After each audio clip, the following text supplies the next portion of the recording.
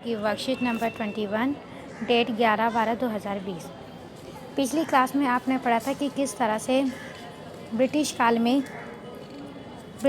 में जनता के विरोध हो गया, कि उन्होंने किस तरह से भारत में अपना शासन स्थापित किया था। तो आज हम उसी की नज़रिए में आगे पढ़ेंगे कि उसमें जनता की नज़र में क्या था।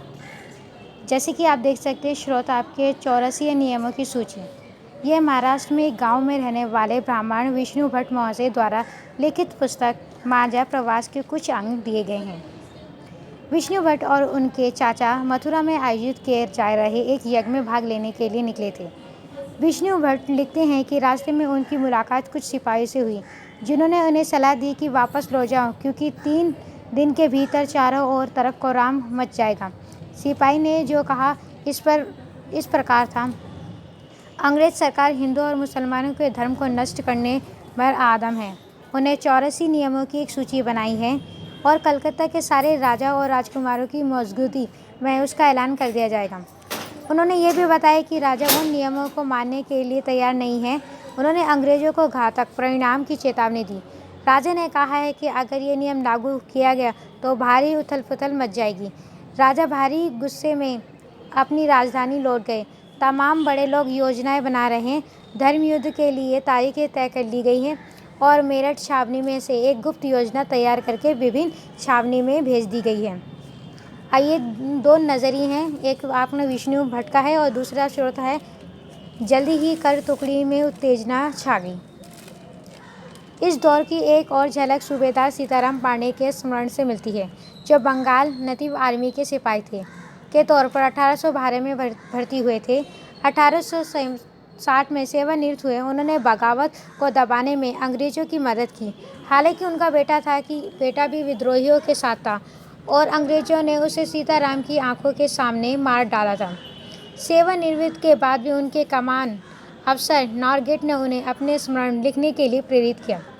सीताराम ने 1861 में अवधी भाषा में अपने संस्करण लिखे, जिनका नॉरगेट ने अंग्रेजी में अनुवाद किया और फॉर्म सिपाही द ट्रूथ सूबेदार, सिपाही के सूबेदार तक के नाम से प्रकाशित करवाया। सीताराम पांडे के संक्रमण का एक अंश इस प्रकार था: मेरा मानना है कि अवध पर हुए कब्जे में सिपाहियों के भीतर गहरा अविश्वास भर गया था और वे सरकार के खिलाफ साजिश रचने लगे।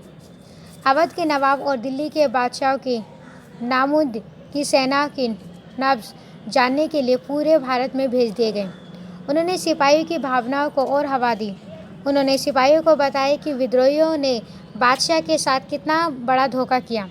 उन्होंने 1000 झूठ गढ़ डाले और सिपाहियों को अपने मालिक अंग्रेजों के खिलाफ बगावत करने के लिए उकसाया, ताकि दिल्ली में बादशाह को दोबारा गद्दी पर बैठाया जा सके।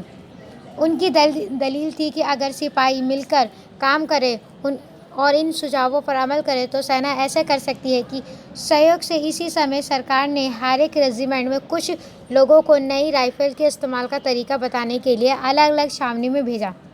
इन लोगों ने कुछ समय तक सिपाहियों का प्रशिक्षण दिया।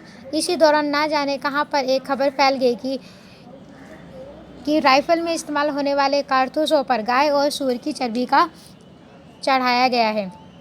हमारी रेजिमेंट के लोग दूसरे लोगों को लिखकर खबर भेजने लगे। जल्द ही हर एक रेजिमेंट में उत्तेजना का माहौल बन गया। कुछ लोगों ने कहा कि उनका 40 साल की नौकरी में सरकार के उनके मजहब को चोट पहुंचाने के लिए कुछ नहीं किया था। लेकिन जैसे ही मैंने पहले ही जिक्र किया है, अवध पर कब्जे के कारण सिपाही पहले से ही गुस्से में थे। स्वार्थी लोगों में फ़ौरन यह कहानी गढ़ गई। अंग्रेज़ों को तो सब ईसाई मानना चाहते थे, इसलिए उन्होंने ऐसे कारतूस तैयार किए हैं ताकि उनके इस्तेमाल करने से मुसलमान और हिंदू दोनों ही भ्रष्ट हो जाए।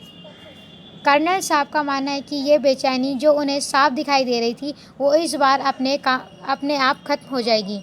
उन्होंने मुझे घर चले जाने की हिदायत दी। अब देखा, आप पहला प्रश्न है आपका, माझा प्रवास के अनुसार सिपाहियों ने विष्णु भट्ट और उनके चाचा को क्यों लौट जाने को कहा? क्योंकि एक सूचना बनने वाली थी, एक अधिनियम था जो 84 अधिनियम की सूची के अंतर्गत आते हैं। दूसरा प्रश्न, सीताराम पांडे कौन थे और उन्होंने संस्करण लिखने के लिए प्रेरित किसने किया? सीताराम एक अंग्रेजी सिपाही थे जिसके प्रेरित किया था उनके कमान अफसर नॉरगेट ने। प्रश्न 3, अंग्रेजी फौज ने भारतीय सिपाहियों में अविश्वास क्यों भर गया था? क्योंकि उन्हें पता चला था जिस कारतूस का वो इस्तेमाल कर रहे हैं वो गाय और सूअर की चर्बी से युक्त है, जिसके कारण वे अपने धर्म को भ्रष्ट मानते थे। इसलिए अंग्रेजी फौज में भारतीय सिपाहियों के प्रति जो अविश्वास की भावना वो भर गई थी।